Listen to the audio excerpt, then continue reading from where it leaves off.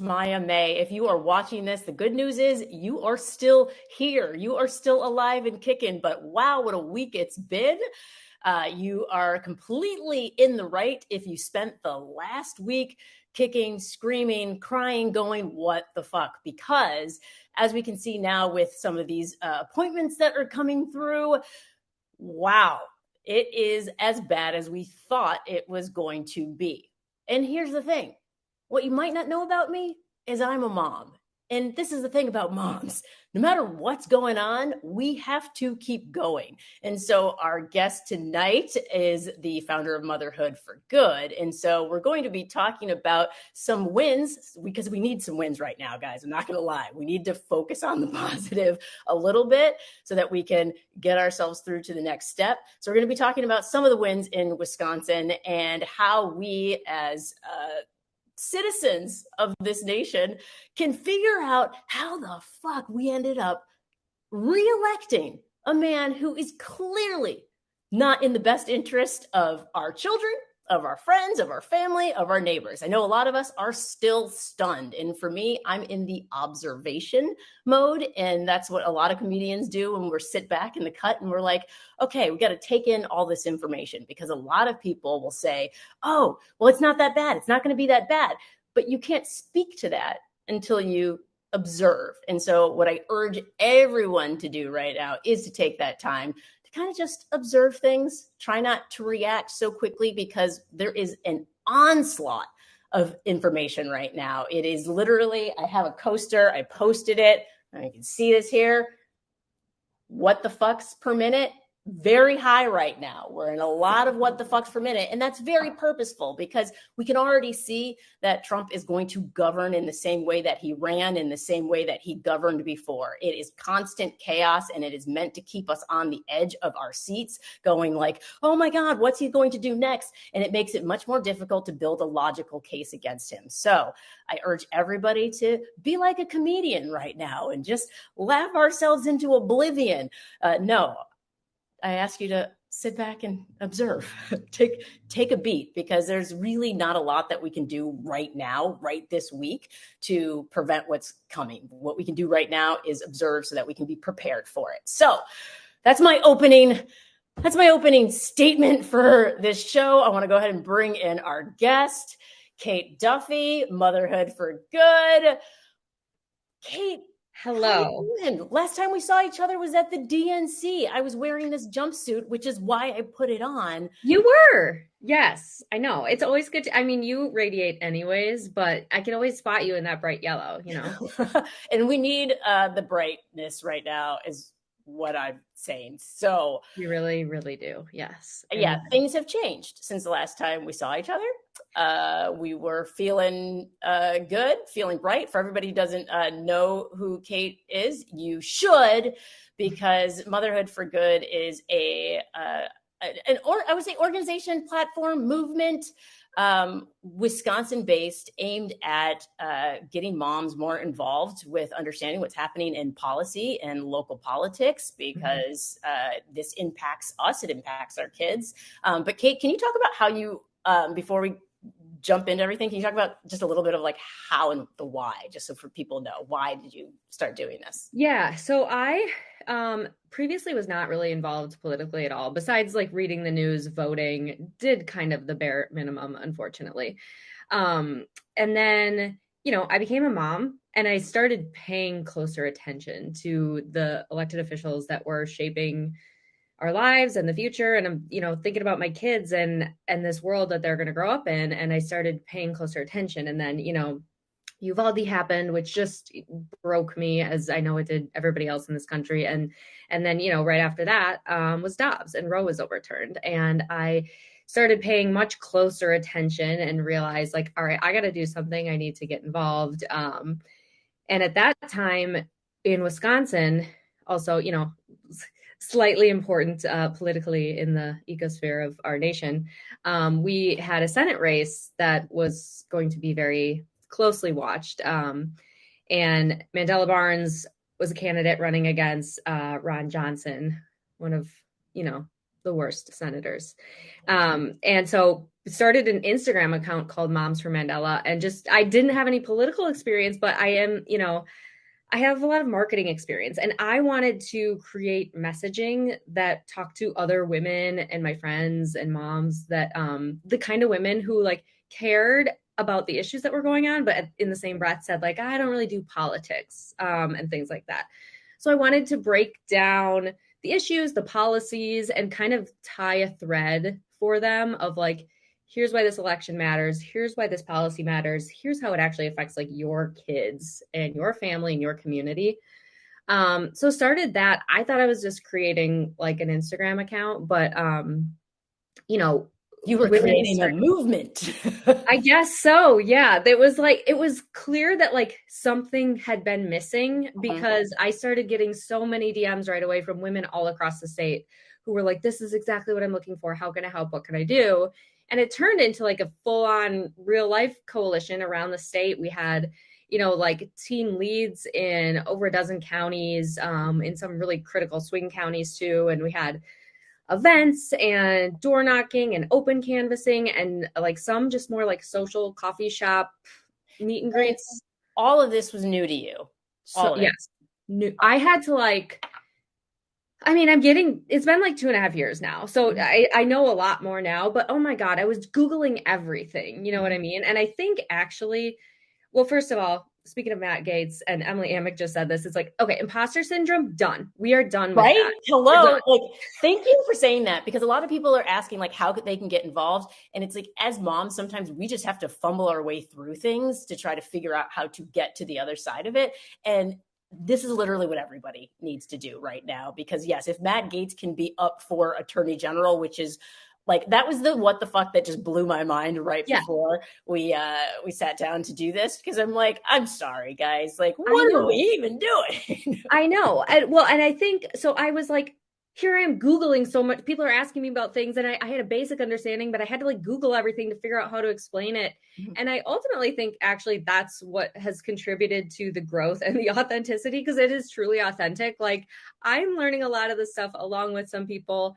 And so I just speak like a normal person. Whereas I think sometimes like campaigns and organizations can just like get into this jargon land of political speak that sometimes like doesn't resonate with the people who like aren't paying that close of attention or don't have time. Well, also you have skin in the game. You're a mom, like you care. And so sometimes when we think about the way a lot of people are used to getting their information, which is via news, where there's this neutral stance, and that's just not relevant with what's happening today. Like, people want to get their information from people who actually genuinely do care and have a stance. And so I think that is why we're seeing this shift. And, we've been talking about this a lot in the last week, is that the right wing has beaten us at this game. And in order to have a shot next time around, if there is a next time around, please let there be a next time around, that we have to get a lot better at this. And in your case, you have results, like you have actual results. I saw a video and I was like, that's good. That's a bright spot with Wisconsin white women, because I know I got to apologize on behalf of all of us. But in Wisconsin, we didn't suck as bad as white women nationally. So that's something, right? Yeah, that is something. We have, I think, do we have a video or a graphic, Sam? I think we have to share with people about what happened in Wisconsin. Wisconsin is the only battleground state where more white women voted for Harris than Trump. And I found this data in 2 separate exit polls. I'm going to stop being modest for a second, because I know as women, we always try to do that. I know that Motherhood for Good had something to do with that. We have been building this coalition and informing and engaging women across the state for 3 election cycles now. And when people know what's at stake and they know how to talk to their neighbors and their friends, and they understand this is what happens, and this is the importance of the people on the ground. Yeah, and you were on the ground, but you were also organizing digitally. And so what do you think made the difference in Wisconsin? Like, is it the cheese? Like, how do we tell me what we need to do? You know, I don't know for sure. And it's still like, I think that exit polls said like 53%. And we know like exit polls aren't perfection either.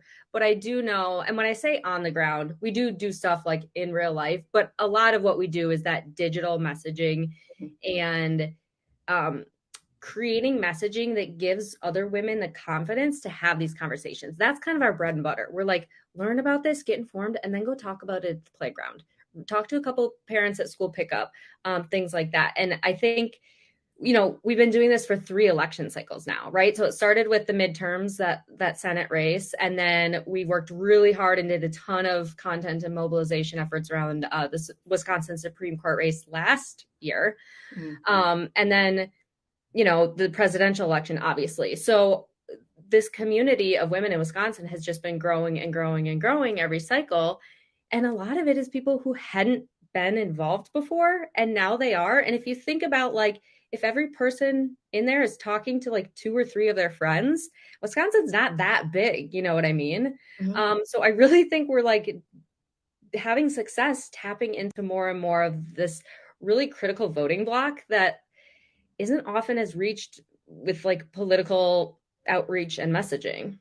Was it awkward, like when you first started, meaning like you're on the playground and usually we're talking about, parenting things. We're not talking about political things.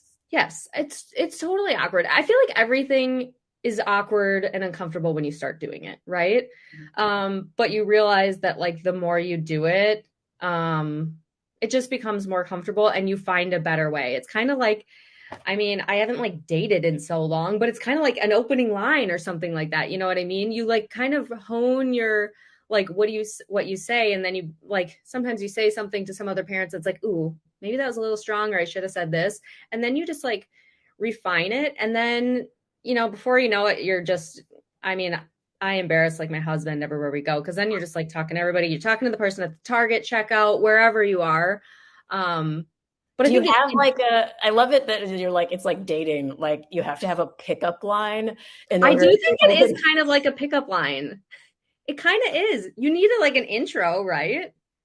So what, like, is it something where you like slide in, you're like, so how about that election? Like, what's an effective way that someone can approach a somewhat stranger, maybe the mom across the room? Hey, I've been looking at you and you look like you care about gun violence in our schools. Like, what's the end? Yeah.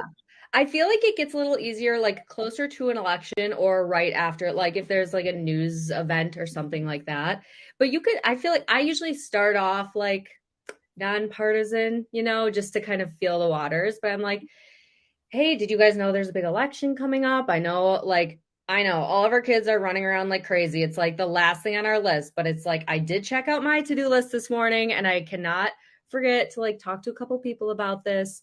What is your plan? And just start talking like that. And I feel like as parents, well, first of all, talking to people in real life as opposed to on the internet, people are just much nicer to your face. You know what I mean? Even if they disagree with you, they're not going to like troll you like they would on the internet. But not yet. I feel like we might be heading there where politics are going. Yeah, I shouldn't say never, actually. Yeah.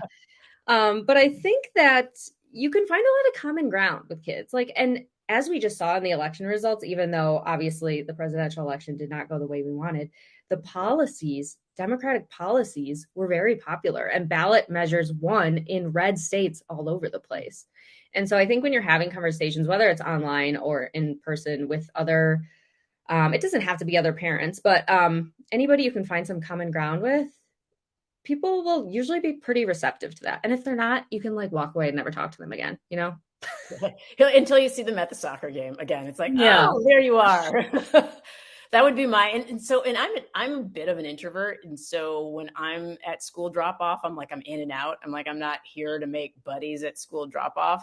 But I think that's also speaks to what's happening in America as a whole, which is like, everything is so like in a way, at least in bigger cities, but like, it's like you get there, you go, you do your thing, you leave. There's no more community and things. It's not like you're at your local store and you're chit-chatting with the cashier and the people in the aisles. It's like, no, it's like, blinders on and you're getting things done. And I think that speaks to how we've kind of reached this point of loneliness. And I feel like one way to get out of that is to force ourselves into these, what might feel like uncomfortable conversations at first.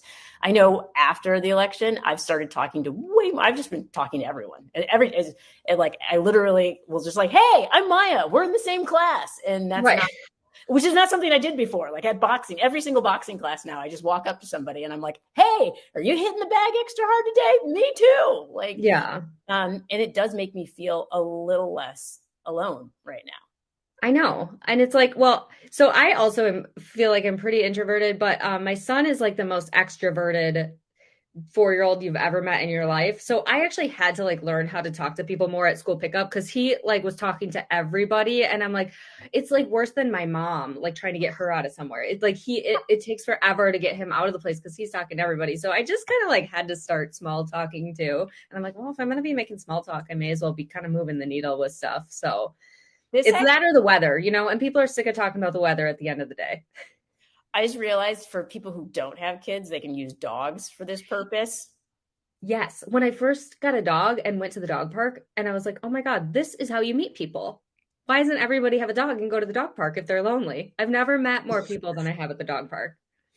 And so I'm wondering if there's is there like the dog park for, well, I guess it's not dog park for Kamala now. It's just, it would be dog park for good. Dog people. That's a good idea. We might have to look into that. We might have to have some sort of activation around dog parks, maybe even with like a little bandana that says something so it can like start the conversation. Because I like wearing like merch too that people kind of like ask about. But yeah, it can be like a conversation starter. Mm-hmm. So now that we're in a sort of new era of politics where the unprecedented has become like because we were talking before we came on air that people will see how crazy these appointments are and people will see this and I fear that we're in a path of normalizing things that should absolutely not be normalized. And that's the thing that I'm actually grappling with today is like, I recognize that, yes, it's absolutely important that we have a peaceful transfer of power, but seeing Biden smiling with Trump today, I was like, could you at least glare at him, shoot him a dirty look? Like no one's asking for an insurrection, but a dirty look would be okay. Yeah. What? I mean, I tell my son, I'm like, you have to be kind, but you don't have to be nice. Like, couldn't he have done that?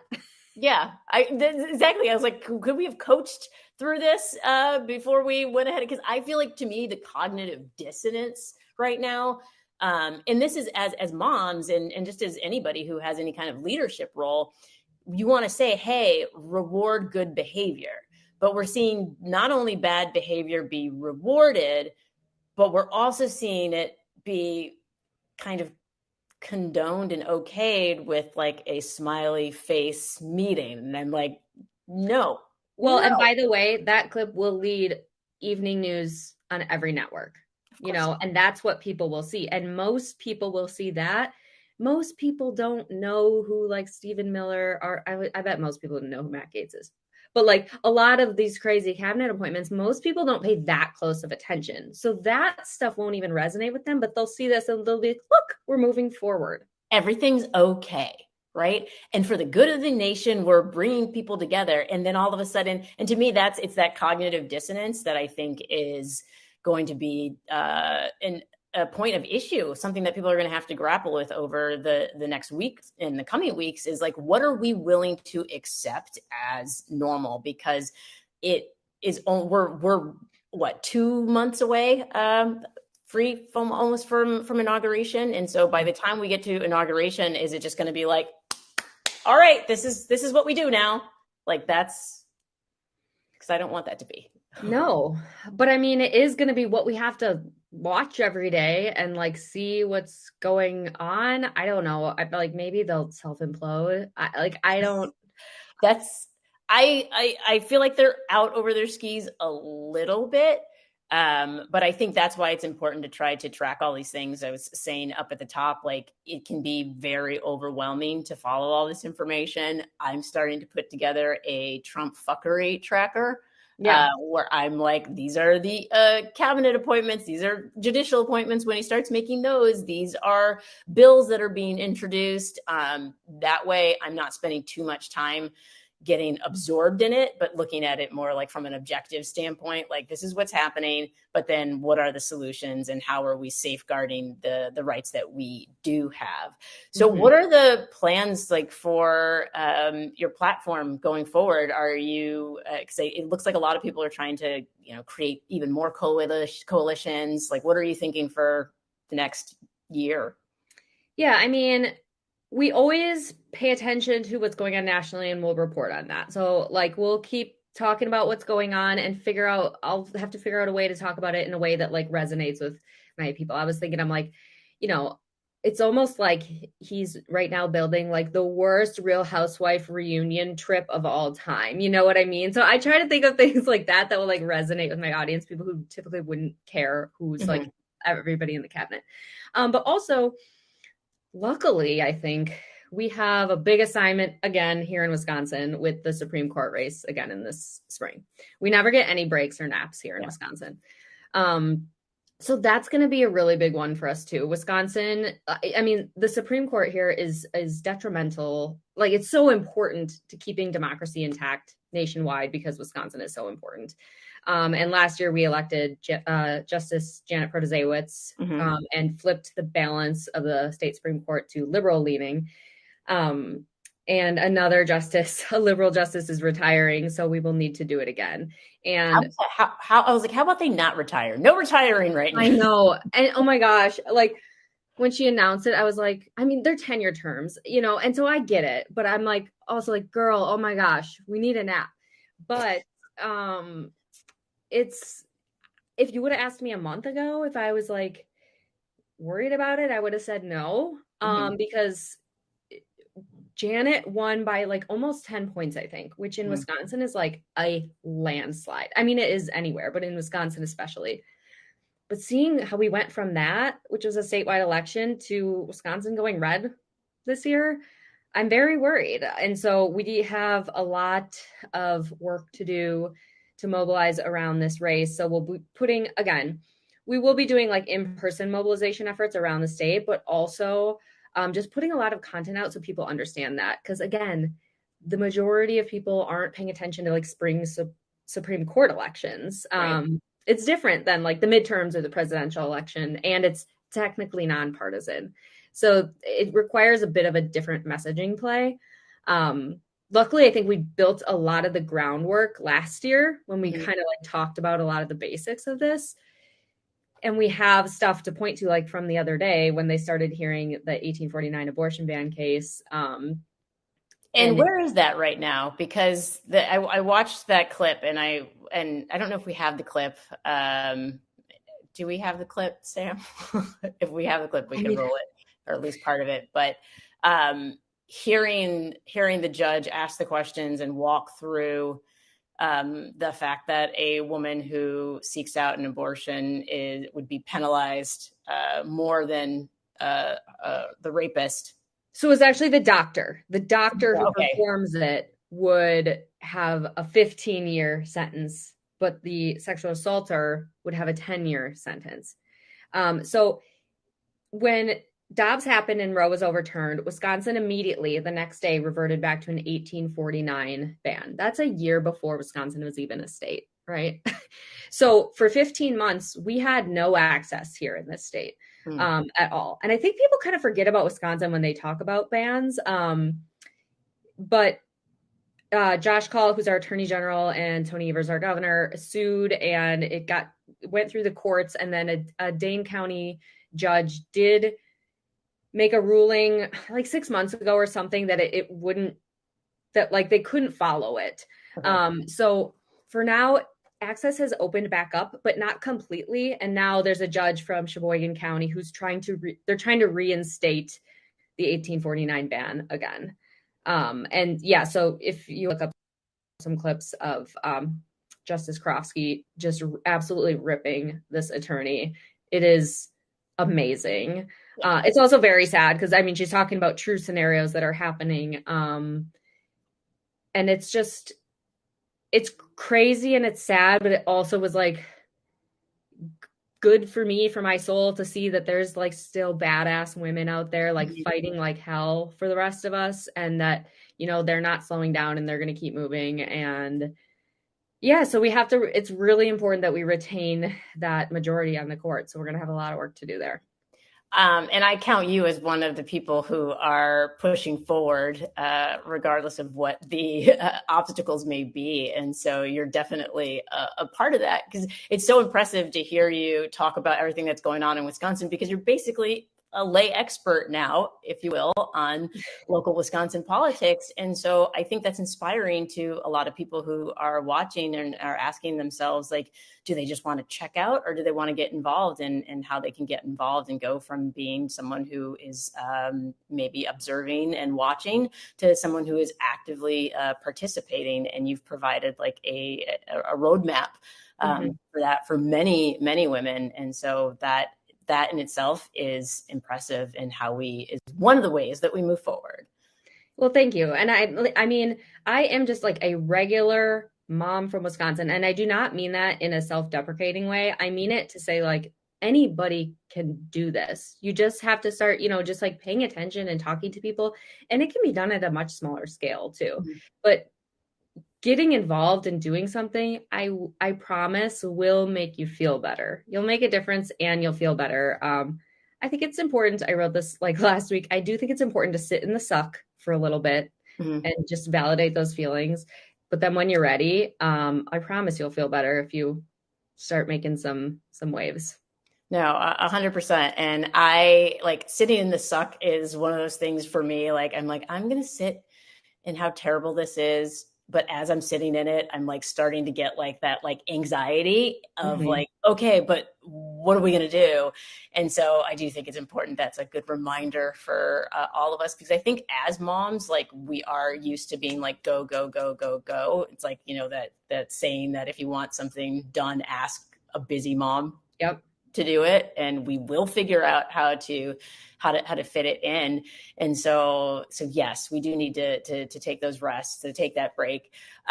So I'm not going to say that I feel excited about the road ahead, but I am going to say that I feel like when we have challenges, it gives us an opportunity to improve what we're doing, to tighten up on our strategies. Like right now, there's a lot of like, you know, the blame game, and everybody's pointing fingers, and everyone's like, it's this group's fault and it's that group's fault. And I feel like that's a natural part of like problem solving, where it's like, we have to figure out and define what the root of the problem is. I'd love your take on what you think went wrong. And what we might be able to improve on. So I started this to begin with because I felt like the messaging wasn't resonating to regular people.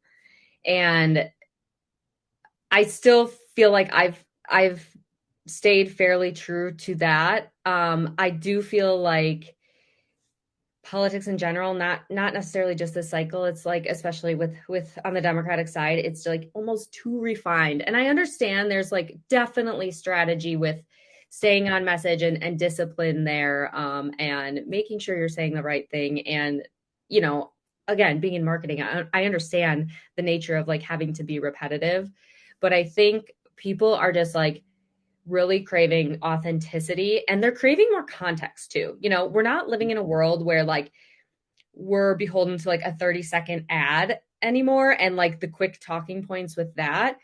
Like we're living in a TikTok and Instagram world where somebody can watch, like people watch and share 5-7 minute videos with like breakdowns and analysis and clips and share them with their friends. And I think it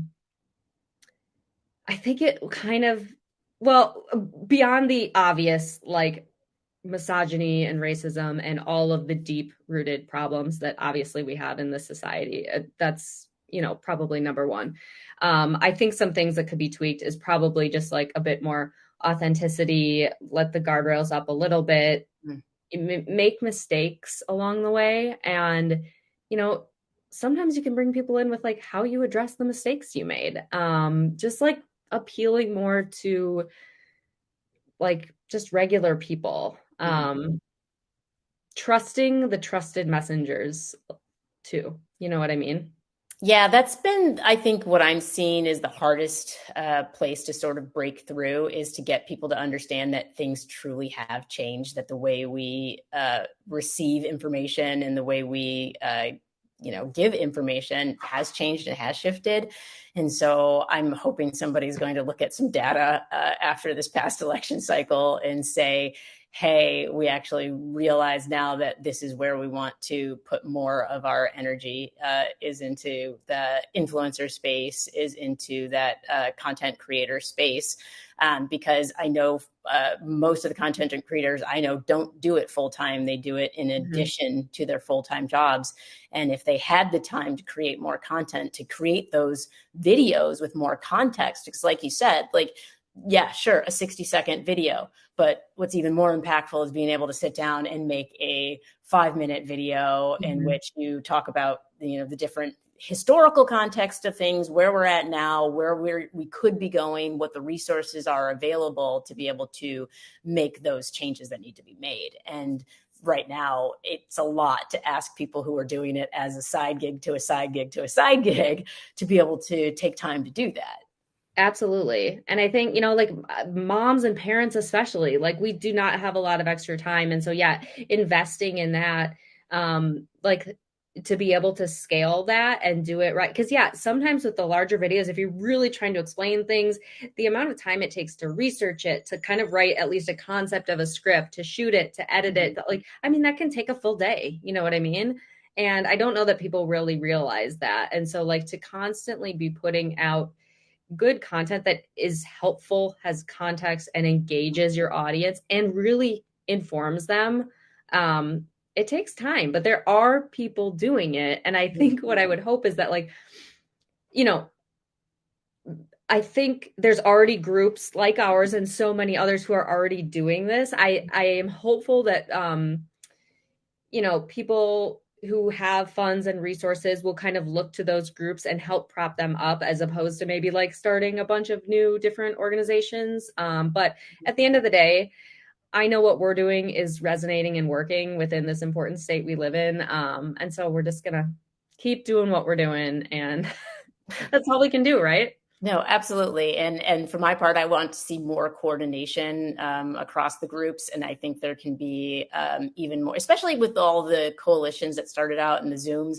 We started to see a lot of coordination, and I'd like to see in this next cycle of things more coordination of resources and people's different skill sets, because we all bring a different skill set to this fight. And in some of the infighting, I saw people getting mad at like the young Gen Z boys for their debates that they were doing and their TikToks that they were making, that wasn't actually making a difference. And I was like, hey, this is like any team. Everybody has a different part that they play. You can't expect a center to be a guard. You can't expect a forward to be. It's like everybody has something that they bring, a talent that they bring. Totally. And it's like, we got to stop telling other people what to do. You know what I mean? Just like focus on yourself. And to your point, the shared resources, we need to like not be reinventing the wheel in all our little corners, and like using shared resources and helping each other where we can, but also then still doing our own things. And all the different approaches and voices, I do think add to it, even if it's not something like you really see the value in. Well, that's obviously those guys resonated with a group of people, and so I think it all adds up. Like, not everything is for everyone, but somebody can find something that they can grab onto. And the more voices we have, the more we can kind of cast a wider net. Yeah, exactly. And that is what we're going to have to do to get ourselves out of this whatever. It's like, it's the people who voted for this guy, but also the people who didn't vote. And so I'm like, that's who I'm blaming right now. That if we're in the blame game, that's what I'm blaming. Definitely. Yes. That's the number one blame. Yeah. You got to vote.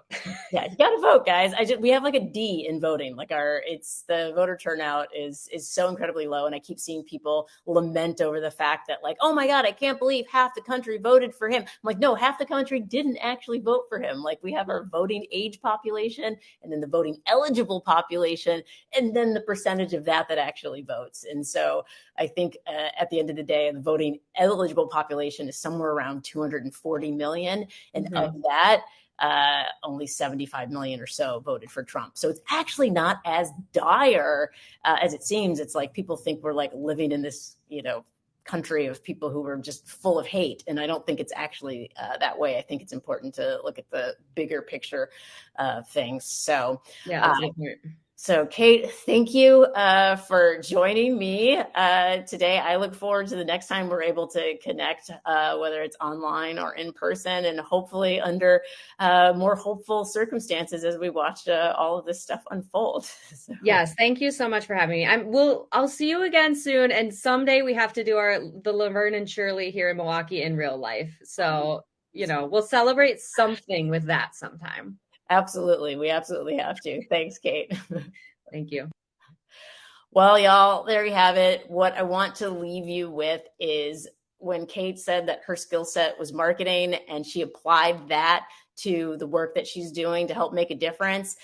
We all have to think about what is the thing that we do best. For me, it's fighting fascist fuckery with a smile and a positive attitude. It is really difficult to keep me down. And so that's what I try to bring to this fight, and being able to understand the historical context of things and looking at the big picture. And so that's what I bring.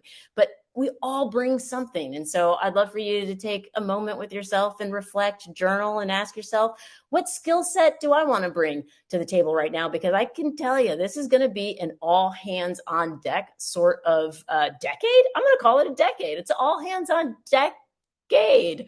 I just coined a phrase there. And so please think about what it is that you can do to help make a difference, and do that, and then come back next week. And I'm going to keep smiling, and I'm going to keep the optimism going, because it actually helps with our critical thinking skills. So there is science to this. So thank you again for joining me. Make sure to follow Resolute Square, Maya on Stage, and all the socials. Look at all these great shows that we have in the Lincoln Project podcast, Decoding Fox News, The Trippy Show, Enemies List, all of that. So a ton of good programming to keep you sane during these insane times. And I will see you next week.